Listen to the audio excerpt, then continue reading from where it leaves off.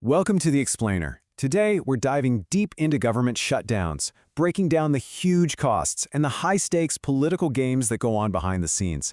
We're going to look at the data and see what's really happening. So let's just start with this number, $24 billion. I mean, that's a figure so massive, it's kind of hard to even wrap your head around it. But what is that really? It's not just some abstract number pulled out of a hat. No, that was the estimated economic cost of a single government shutdown that lasted just 16 days back in 2013. That's the price tag for political gridlock. Okay, so to really get a handle on the political battles that lead to these moments, we have to first understand the sheer scale of the economic damage they cause. It's staggering. All right, let's get into the nitty-gritty here. A shutdown is basically like slamming the brakes on the entire economy. During that 2013 shutdown, the ratings agency Standard & Poor's figured it wiped a full 0.6 percentage points off our quarterly GDP growth. Think about that. The economy is chugging along, and then, bam, this happens. And you know, this wasn't just some outlier opinion. Not at all. Pretty much all the analysts at the time agreed. They saw a direct hit to our national economic output, somewhere in the ballpark of half a percentage point or even more. We're talking about a massive, completely self-inflicted wound. And here's where that abstract percentage point hits home. That $24 billion? Well, that translates to about 850,000 federal workers sent home, not knowing when their next paycheck is coming. It's billions in lost wages, thousands of small business loans stalled, and tens of thousands of families who can't close on their new homes.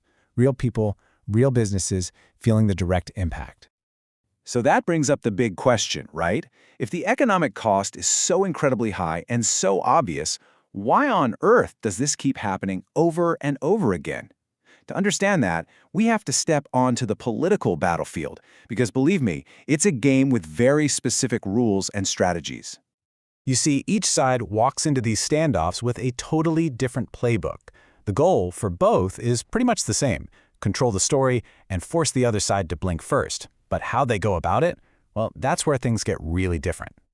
So, according to the analysis, the Republican playbook often uses the power they have in government to turn up the heat as much as possible. This can look like forcing these take-it-or-leave-it votes, using threats from the White House to create fear and uncertainty, or even just controlling the schedule to run out the clock on negotiations. The message is simple: we're trying to govern, and you're the ones getting in the way. Now, the Democratic playbook is a bit different. It focuses on using their leverage as a key voting bloc to force a negotiation. That often means tying a funding vote to a specific policy they want, like subsidies for healthcare.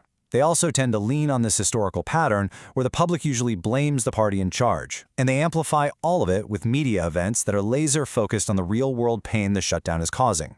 But here's where this particular fight gets really interesting.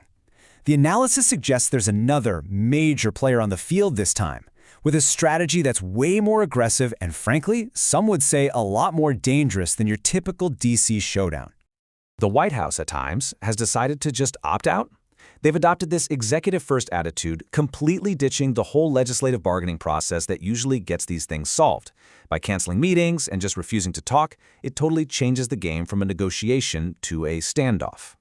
And this all leads to a brand new legal strategy called the pocket rescission. Essentially, the administration has tried to use the courts to get the power to just not spend money that Congress has already approved.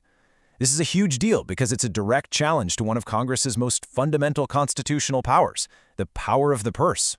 And this quote just hits the nail on the head. This isn't just political hardball between two parties anymore. This is a fundamental challenge to the balance of power between the different branches of government. It's a move that could weaken Congress's power for years to come, no matter how this one shutdown fight ends. So, when you're faced with these kinds of hardball tactics, with a challenge to the constitutional order itself, some are arguing it's time for a completely new playbook, one that breaks with all the old precedents of backroom deals. I mean, seriously, what do you do if one side flat out refuses to negotiate, threatens to fire people, and is actively trying to go around Congress? How do you fight back effectively without just giving in? The proposed strategy is pretty radical. Forget the closed-door talks. Instead, you launch a full-blown public information campaign. The idea is to completely reframe the debate around the real-world consequences for everyday people. You quantify the cost, you localize the pain, and you make your case directly to the citizens. And this is what it means to localize the pain. See, it's not about abstract budget numbers anymore. It's about the 15 million households wondering about their food aid. It's about $2 billion in small business loans just frozen. It's about 200 critical health trials at the NIH that get put on hold. And it's over $500 million in tourism money lost because our national parks are closed. These are the real things being held hostage. Which leaves us with one final, really critical question. In the game of politics, in the fight to win, where do we draw the line? At what point does an aggressive political strategy stop being just a strategy and start becoming a threat to the very system of government that we all depend on?